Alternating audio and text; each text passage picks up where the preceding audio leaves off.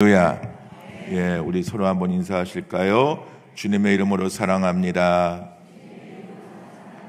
변함없이 사랑합니다. 주님의 축복을 빕니다. 예, 우리 은성 공동체는 날마다 사랑을 고백하고 주님의 이름으로 축복하는 공동체가 되어지기를 소망합니다. 오늘 성령의 9가지 열매 중에 8번째인 온유함에 대해서 생각해 보려고 합니다. 온유에 대해서 설교를 해야 되는 주간이기 때문에 저는 이번 주간에 굉장히 온유하려고 노력했습니다. 가능하면 사람들을 안 만났고 만나면 제 모습이 드러나니까 웬만하면 그냥 골방에 말씀 묵상하며 기도하기를 힘썼고 웬만하면 교회 문 밖을 나가지 않고 이 안에 있으려고 애를 썼습니다. 그런데 어제 우리 이주원 집사님 장녀 태정양의 결혼식이 서울에서 있어서 부득이 아침 9시에 출발해서 저녁 6시까지 도착하는 긴 시간 동안을 10명의 성도들과 같은 차 안에서 온 종일 있었습니다. 주여 시험에 들지 말게 하여 주옵소서. 혹여라도 제 말 한마디가, 표정 하나가, 무슨 표현 하나가 온유하지 못한 혈기 있는 목사의 모습으로, 감정 상한 목사의 모습으로 보여지면 정말 이번 주일 설교 죽을 것 같습니다. 주님, 절대로 실수하지 않게 하여 주옵소서. 굉장히 온유하려고 노력했어요. 같이 다녀오신 분들 느끼셨나요? 굉장히 절제했어요. 오늘 우리가 살아가면서 내가 온유해야지, 참아야지, 견뎌야지, 그래가지고 온유해지던가요? 이 온유라고 하는 단어만큼 사실 우리에게 부담감을 주는 단어가 참 없는 것 같습니다. 헬라어 원어로 프라우테스라고 하는 단어를 쓰는데 이 프라우테스라고 하는 온유의 원 뜻은 어디에서 발생했느냐 하면 사냥꾼들이 산이나 들에 가서 들깨나 이 길들여지지 않은 맹수들을 잡아다가 자기의 농사나 목적에 맞게 그 짐승들을 훈련시켜서 순하게 만드는 과정을 성경 헬라어의 온유라고 하는 단어로 사용하고 있는 것을 발견하게 되었습니다. 그냥 태초부터 얌전한 강아지가 아니라 여러분이 집에서 키우는 그냥 늘 입 맞추고 끌어안고 같이 먹고 마시는 그러한 얌전한 강아지가 아니라 정말 들깨와 같은, 야수와 같은 짐승들을 내가 양육하고 훈련시키고 주인의 말에 복종할 수 있도록 다스리고 훈련시켜서 그 맹수가 주인 앞에 순종하고 복종하게 만들어서 그 성품을 완전히 배추를 김장할 때 소금물에 푹 절이듯이 완전히 그 성질머리, 그 성격, 그 나쁜 혈기, 감정들을 완전히 절여버리고 죽여버리는 훈련, 이게 온유라는 거예요. 그래서 오늘 저와 여러분은 정말 이 성령의 9가지 열매 중에 온유의 열매를 맺기가 참 힘든 것임을 자각하고 인정하면서 그럼에도 불구하고 온유의 열매를 맺기 위해서는 어떻게 해야 될까? 오늘 주보에 기록된 설교의 제목처럼 내 안에 사는 이가 예수 그리스도 되어지면 우리가 온유의 성품을 닮아가고 온유의 열매를 맺게 될 줄로 믿습니다. 오늘 저와 여러분에게 삶의 주인이 예수님이신가요? 우리의 왕이 예수님이신가요? 오늘 여전히 내 성품을 바라보고 내 말과 내 삶을 바라보는 내 가족과 성도들이 또는 이웃들이 야, 정말 우동원 목사는 언제 봐도 온유해, 그렇게 인정받을 수 있는 성품일까요? 여러분이 보실 때 우동원 목사가 조금 온유해 보이십니까? 예, 아멘이 작네요. 이렇게 온유라고 하는 게 그냥 뭐 억지로 아멘 쥐어 짠다고 온유해지는 게 아니더라고요. 아무리 제가 온유한 표정을 지어도, 온유한 말투로 여러분을 대해도, 아무리 웃으면서 다가가도 그 속에 그 내면에 잠식되어 있고 습관화되어 있는 그 거친 성격, 그냥 아무 때나 터져나오는 정제되지 않은 언어와 감정들은 결국 그 사람의 밑바닥을 드러내게 만들고 그 사람의 인격이 나타나게 만들어버리는 것을 보게 됩니다. 야생마를 그냥 두면 들판에 여기저기 다니면서 날짐승들 잡아먹고 싸우고 죽이고 자기가 살기 위해서 정말 생육 본능의 자세를 가지고 난폭하게 살아가지만, 사냥꾼에게 붙잡혀서 그 사냥꾼의 의도대로 훈련되어지고 양육되어지고 길들여지면 그 사냥꾼이 앉으라면 앉고 먹으라면 먹고 말을 듣고 순종하는 짐승이 되어지듯이, 우리가 온유해진다라고 하는 것은 내 안에 사는 이 예수 그리스도를 내 삶의 왕으로 주인으로 모시고 내 삶의 주인 되시는 예수 그리스도께서 앉으라 하면 앉을 수 있고 서라 하면 설 수 있고 가라 하면 갈 수 있고 멈추라 하면 멈출 수 있는 삶을 살아가는 사람이 온유한 사람인 줄로 믿습니다. 온유하다라고 하는 것은 자기의 감정을 잘 조절할 줄 알고 억제할 줄 알고 자기의 모든 성격과 자기의 모든 감정의 상태들을 잘 다스리는 사람을 이야기합니다. 그래서 이 온유라고 하는 단어를 쓸 때 정말 저 사람은 성품적으로 타고난 사람이야, 그 부모의 배에서 날 때부터 저렇게 온유하게 태어난 것 같아 라고 말하는 분들이 종종 있지만 사실 맞는 말이 아닙니다. 온유라고 하는 것은 길들여지는 것이고 훈련되어지는 것이고 만들어지는 것입니다. 그리고 이 온유는 하나님만이 가지고 있는 절대적인 신성입니다. 하나님만이 온유하신 분인 줄로 믿으시기를 바랍니다. 그래서 이 온유하신 하나님의 성품을 우리가 배워야 하고, 이 온유하신 하나님의 성품이 혈기로 감정으로 또 못된 습관으로 길들여져 있는 내 육과 내 모든 삶을 정화할 수 있는 훈련을 애써서 해야 된다라고 하는 것이죠. 그런데 이 온유라고 하는 단어 속에 사전적으로 어떤 의미가 있냐면 굽힌다, 굴복한다, 항복한다, 절을 한다, 낮아진다라고 하는 뜻이 있는데요.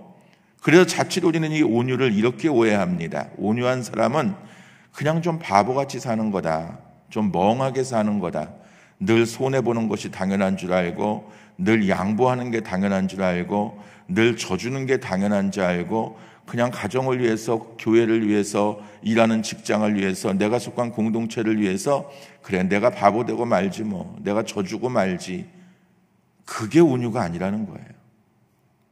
오늘 성경이 말하는 온유는 앞에서 말씀드린 것처럼 그 난폭한 성격, 난폭한 성품, 난폭한 인격이 마치 들짐승을 잡아다가 집안에 키우는 애완견같이 훈련시키는 과정처럼 철저하게 그리스도 안에 말씀 안에 양육되고 성숙하게 훈련됨으로 말미암아 그리스도의 성품으로 바뀌어져 가는 것을 의미하는 것입니다.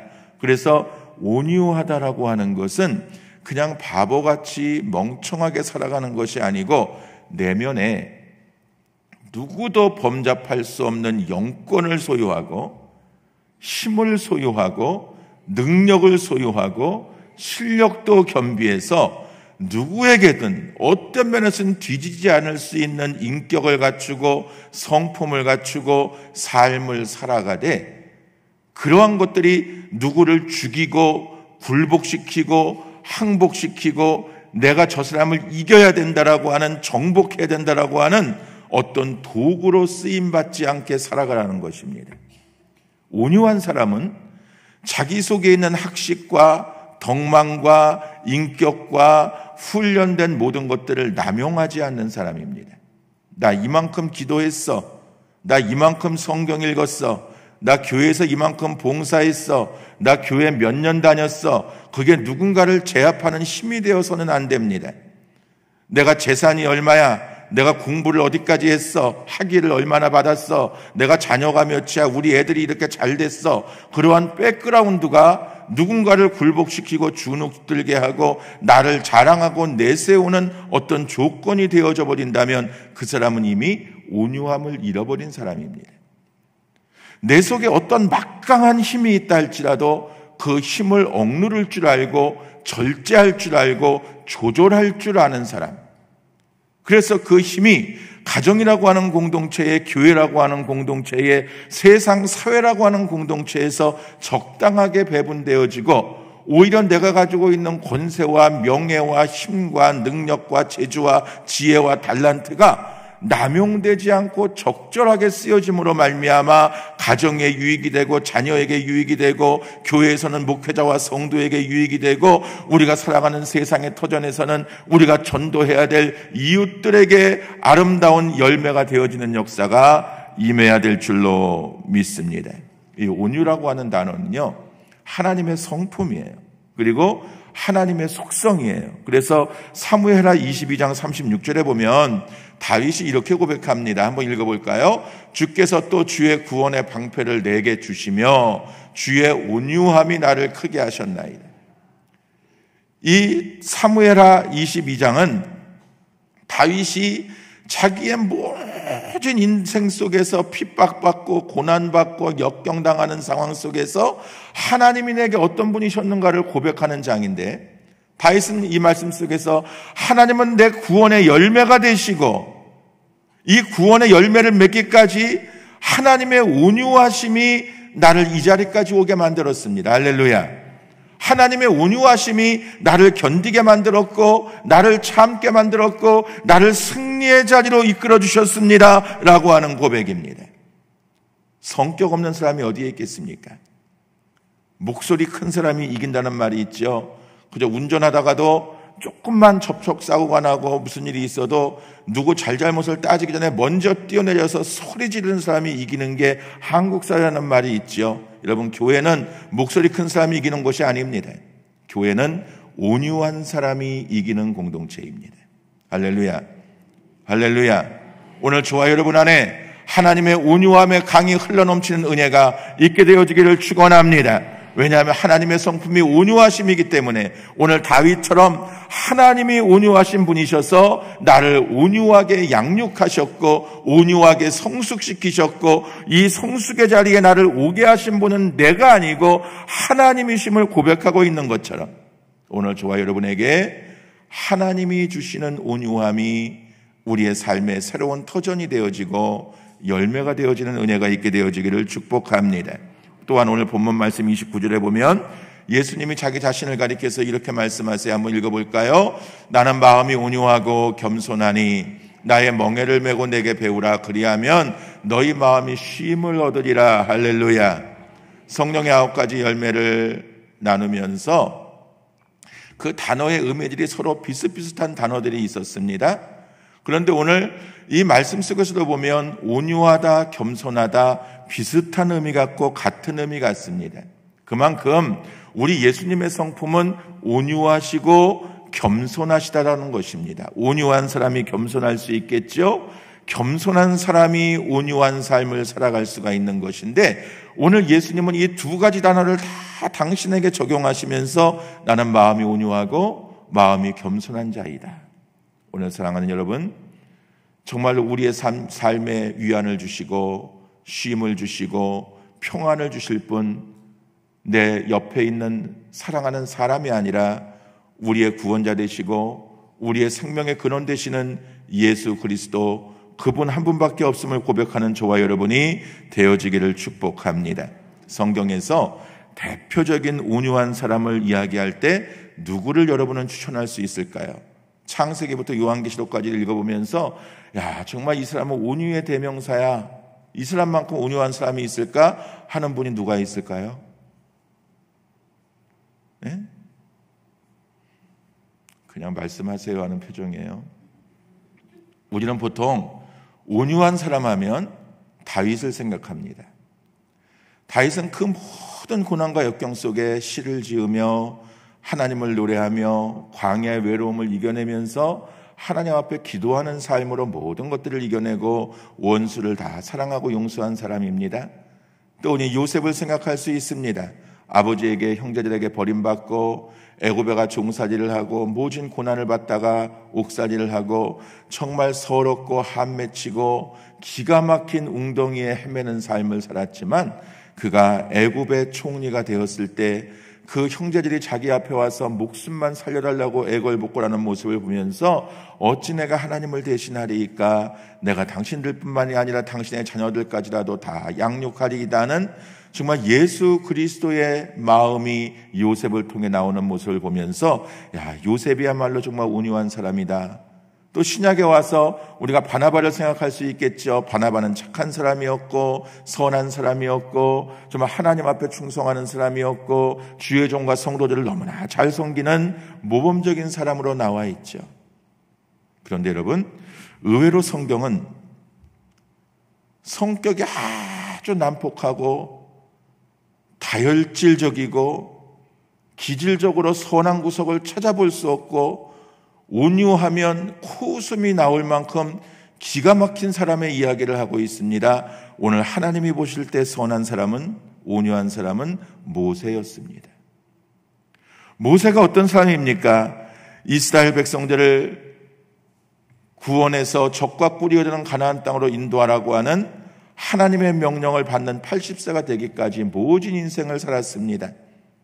왕궁에 살다가 그는 살인을 저지른 살인자가 되었고 미디안 광야로 도망가서 또 40년을 살면서 정말 거칠고 힘든 삶을 살았습니다.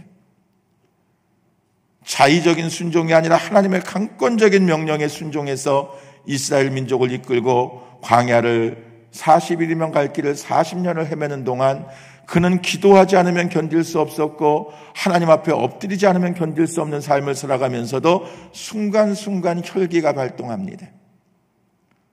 시내산에 올라가서 하나님 앞에 40일 동안 엎드려서 금식하며 기도하고 십계명이라고 하는 너무나 위대한 돌판을 받아가지고 내려오는데 저 아래 세상에서 이스라엘 백성들이 그 사이를 기다리지 못하고 우상을 세우고 우상 앞에 절하고 하나님을 대신해서 우상 섬기는 모습을 보면서 의의 분노가 일어나서 그 돌판을 깨뜨려 부숴버립니다.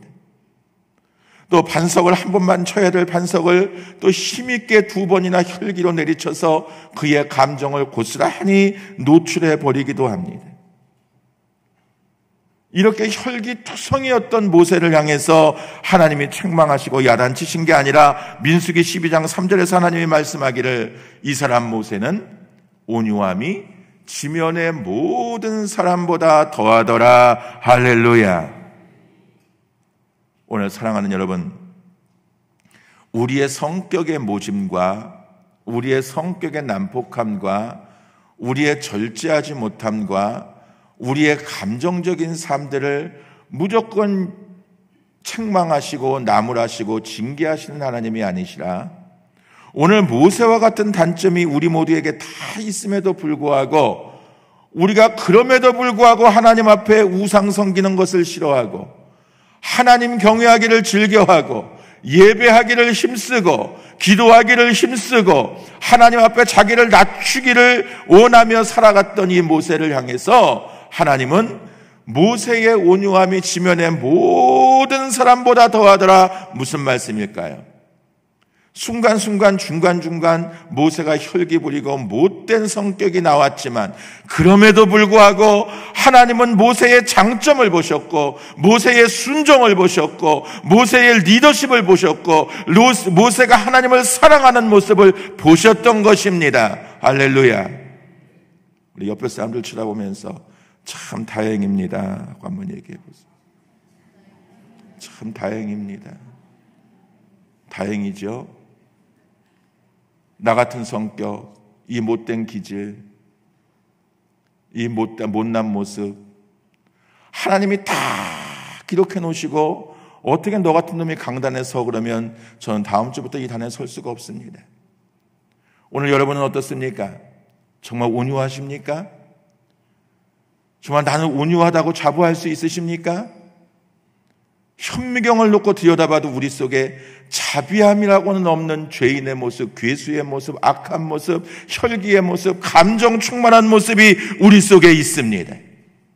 그런데 하나님께서는 그렇게 혈기투성이, 감정투성이, 모순투성이의 모세를 향해서 모세의 온유함이 온 지면에 이 사람보다 더 온유한 자가 없도다라고 모세를 인정해주고 계시는 것입니다. 사랑하는 여러분, 모세의 온유는 출생적인 선천적인 것이 아니었고 하나님과의 관계를 통해서 만들어져가는 온유함이었습니다. 그래서 그는 여전히 실수했고, 여전히 혈기가 있었고, 여전히 목소리가 커졌고, 여전히 감정적이었고, 여전히 투쟁적인 삶을 살았지만, 그래서 결국은 1세대인 이스라엘 백성들과 더불어서 가나안 땅을 바로 목전에 두고 가나안 땅에 발을 디디지도 못하고 죽었지만, 그럼에도 불구하고 모세의 생애는 온유함을 향해서 뚜벅뚜벅 벳세메스로 향하는 암소처럼 한 걸음 한 걸음 점진적으로 나아가는 생애였던 것을 기억하는 저와 여러분 되어지기를 축원합니다. 오늘 모세에게 너는 온유한 자라 칭하셨던 하나님의 음성이 오늘 이 아침에는 저와 여러분에게 임하는 역사가 있게 되어지기를 소망합니다. 오늘 29절에 보면 본문 29절에 예수님께서 자기 자신에 대해서 말씀하기를 나는 마음이 온유하고 겸손하니 나의 멍에를 메고 내게 배우라고 말씀하는데, 과연 예수님의 온유는 어떤 것이었을까요? 우리 예수님의 온유하심은 십자가에서 만들어졌습니다. 하나님의 자리를 버리고 하나님이셨던 그분이 사람의 자리로 내려오셔서 우리가 받아야 될 고난과 역경과 조롱과 심판을 나를 대신해서 받으시고 당신의 힘과 권세로 물리칠 수 있는, 앞에 서두에서 말씀드렸죠. 이 온유함은 그냥 급조해서 만들어진 온유함이 아니고 바보같이 순하게 바보짓하고 멍청이짓하는 그런 온유가 아니고 내면으로 강한 권세와 능력과 힘을 보유하고 있으면서도 그 힘을 낭비하지 않는 것이라고 말씀드렸습니다. 오늘 예수님은 십자가에 못 박히지 않을 수 있는 능력이 있으셨고 십자가에서 내려올 수 있는 힘도 있으셨고 자기를 조롱하는 자들을 천벌을 내리실 수 있는 권세를 가지고 계셨지만 당신의 힘을 낭비하지 않으셨습니다. 그 폭력과 조롱 앞에서 그냥 묵묵히 하나님의 뜻에 순종하시면서 겟세마네에서의 기도를 실천하셨습니다. 아버지여, 나의 원대로 마옵시고 아버지의 원대로 되어지기를 원하나이다. 예수님인들 인간의 몸을 입고 오셨는데 왜 인간의 생각이 없으셨겠습니까? 어떻게 하면 이 고통에서 헤어날 수 있는지, 어떻게 하면 이 고난에서 벗어날 수 있는지, 어떻게 하면 이 문제가 해결될 수 있는지 왜 고민하지 않으셨겠습니까? 그럼에도 불구하고 주님은 주님 하나님 나의 뜻대로 마옵시고 아버지의 원대로 되기를 원하나이다. 이것이 예수님이 보여주시는 온유의 극치입니다. 사랑하는 여러분, 지금 여러분들을 힘들게 하고 있는 문제가 무엇입니까? 가정에서는 부부간의 문제로, 자녀의 문제로, 또는 물질의 재정적인 문제로, 또 살아갈 모든 인생의 문제 때문에 온유함을 잃어버리고 감정이 컨트롤되지 않고 밤잠을 못 이루는 분들도 계실 것입니다. 또 교회 공동체 안에서도 이런저런 일들로 부대낌이 있고 힘든 시간들을 보내는 분들이 있을 것입니다. 하물며 저 세상이라고 하는 싸움터에서는 먹고 살기 위해서, 살아내기 위해서 예수의 옛자도 모르는 사람들과 더불어 살아가면서 예수 믿는다는 것 때문에, 교회 다닌다는 것 때문에 할 소리도 하지 못하고 힘들게 내 감정과 생각들을 억누르며 살아가야 될 때도 있을 것입니다. 이럴 때마다 우리에게 필요한 것은 내가 억지로 온유해지고 싶어서 나 이제부터 온유할 거야 해서 되어지는 것이 아니라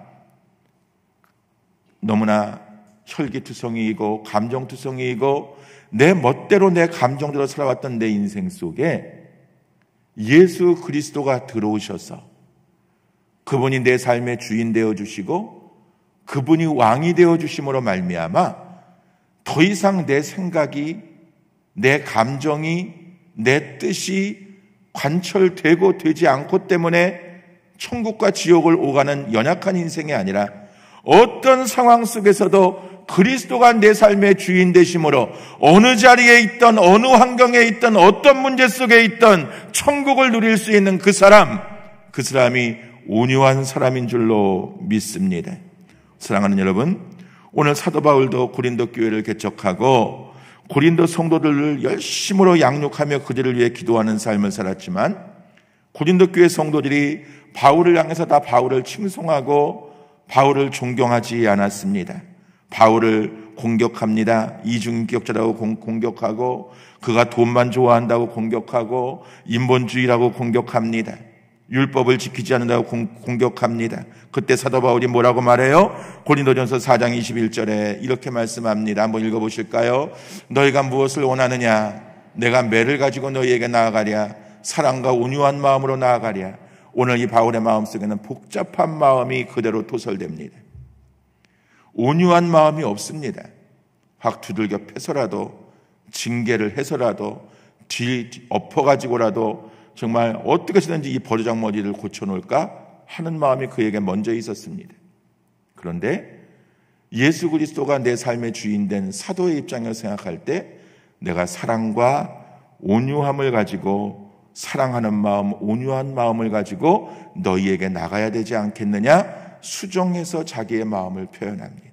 오늘 사랑하는 여러분, 저와 여러분에게 사도 바울과 같은 마음이 회복되어지는 은혜가 있게 되어지기를 축원합니다. 또한 디모데후서 2장 24절로 26절에서는 이렇게 표현하고 있습니다. 한번 읽어볼까요? 시작. 주의 종은 마땅히 다투지 아니하고 모든 사람에 대하여 온유하며 가르치기를 잘하며 참으며 거역하는 자를 온유함으로 훈계할지니 혹 하나님이 그들에게 회개함을 주사 진리를 알게 하실까 하며 그들로 깨어 마귀의 올무에서 벗어나 하나님께 사로잡힌 바 되어 그 뜻을 따르게 하실까 함이라. 아멘. 주의 종은 목회자만 이야기하는 게 아닙니다. 오늘 우리 모든 그리스도인들을 칭합니다.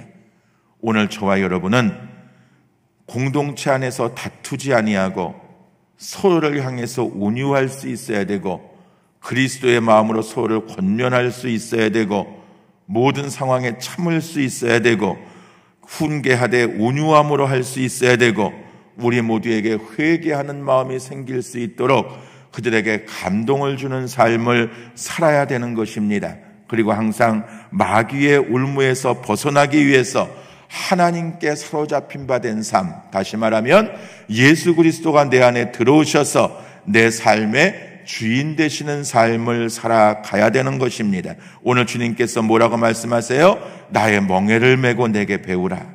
오늘 사랑하는 여러분, 오늘 지금 이 시간 현재의 우리의 모습, 우리의 상태는 온유하지 않습니다. 저에게도 여러분에게도 온유함이 보이지 않습니다. 그러나 우리가 이 성령의 9가지 열매의 말씀을 매주일 들으면서 정말 사랑으로 하나님의 은혜로 이 말씀을 우리의 것으로 소화할 때 내 안에 예수 그리스도가 들어오시고 내 안에 나 대신 예수 그리스도가 살아주시면 오늘 모세가 온유한 성품으로 조금씩 변화되어져 갔듯이 다윗이 요셉이 바나바가 정말 선한 성품으로 변화되어 가며 하나님의 영광을 돌렸듯이 우리에게도 이러한 성품 변화의 역사가 일어나게 될 줄로 믿습니다. 찬송하기를 원합니다. 내 안에 사는 이 예수 그리스도니. 우리 찬양을 부르시면서 오늘 말씀을 한번 생각해 보십시다. 하나님, 내 안에 왜 온유함이 없을까요? 왜 여전히 감정이 앞서고 내 이기심이 앞서고 혈기가 앞설까요? 내 안에 사는 이 예수 그리스도이심을 고백하지 않기 때문입니다. 여전히 내 안에 예수 그리스도가 살아계신 게 아니라 우동원이가 그냥 살아있습니다. 오늘 이 시간 내 안에 사는 분이 예수 그리스도가 되어지면 내가 죽는 것도 유익하고 내 자존심, 내 체면, 내 입장을 내려놓는 것도 조금도 마음 상하는 일이 아니라 하나님의 영광을 드러내는 일임을 깨닫게 될 줄로 믿습니다. 우리 가사를 생각하면서 이 찬양 불러 올려드리고 우리 주여 한번 외치고 기도할 때 하나님 온유하기를 원합니다. 그러나 나의 혈기와 감정과 이기심 속에 그 철장 권세를 깨뜨리고 주님 내 삶의 주인으로 들어와 주옵소서. 주님이 내 삶의 주인 되셔서 나를 온유한 성품의 소유자로 만들어 주옵소서. 모세를 온유의 자리로 이끌어 가신 하나님, 요셉을 온유하게 만드시고 다윗을 온유하게 만드신 하나님, 바울을 바나바를 온유하게 만드신 하나님, 이제는 이 온유가 나에게 주시는 선물 되게 하여 주옵소서. 우리 가정이, 우리 교회가, 내 삶의 공동체가 하나님의 온유하심으로 차고 넘치는 공동체가 되게 하여 주옵소서. 우리 한 목소리로 기도하기를 원합니다. 찬양합니다.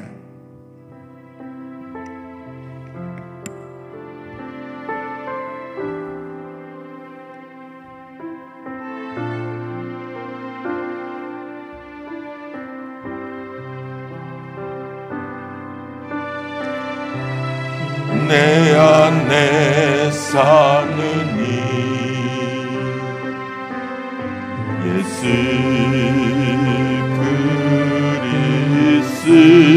그리스도니 나의 죽음도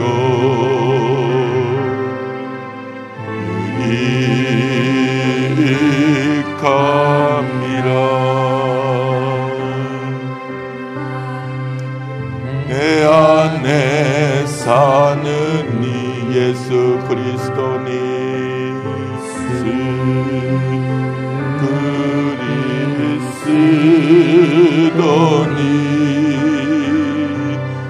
나의 죽음도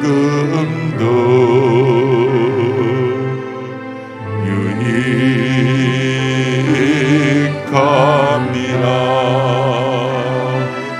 나의 왕 내 노래 내 생명 또 내 기쁨 나의 나의 것 내 평화 나의 주 내 안에 사느니 안에 사느니 예수 그리스도니 나의 죽음도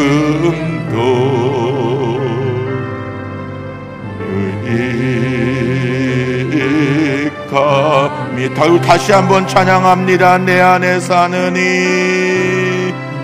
내 안에 사느니 예수 그리스도니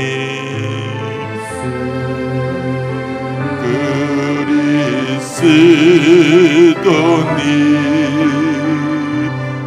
나의 죽음도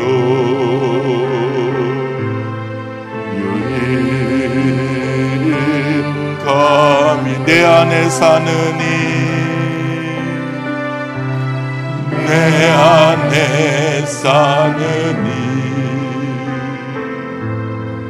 예수 그리스도니 나의 죽음도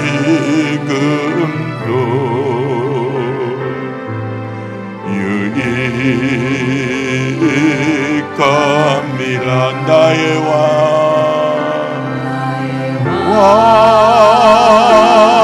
내 노래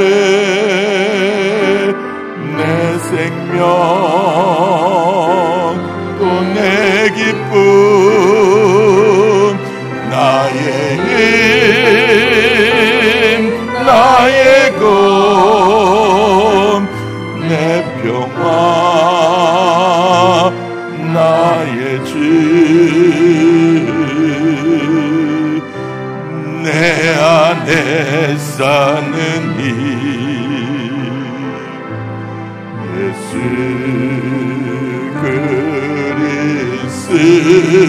그리스도니 나의 죽음도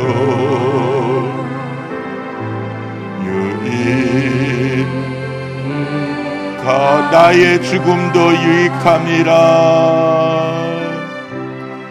나의 죽음도